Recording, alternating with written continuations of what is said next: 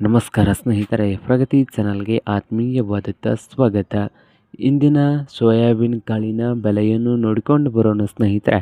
ಹೊಸದಾಗಿ ಯಾರು YouTube channel ನೋಡ್ತಾ ಇದ್ದರೆ ಚಾನಲನ್ನು ತಪ್ಪದೆ ಈಗಲೇ ಸಬ್ಸ್ಕ್ರೈಬ್ ಆಗಿ.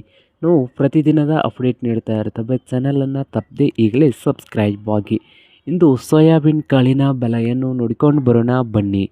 ಇಂದು ಸೋಲಾಪುರದಲ್ಲಿ ಒಂದು ಕ್ವಿಂಟಲ್ ಸೋಯಾಬೀನ್ ಕಾಳಿನ ಬೆಲೆ 6,500ದಿಂದ 6,800, 6,500ದಿಂದ 6,800 ರೂಪಾಯಿವರೆಗೆ ಸೋಲಾಪುರದಲ್ಲಿ ಒಂದು ಕ್ವಿಂಟಲ್ಗೆ ಸೋಯಾಬೀನ್ನ ಬೆಲೆ ಇದೆ.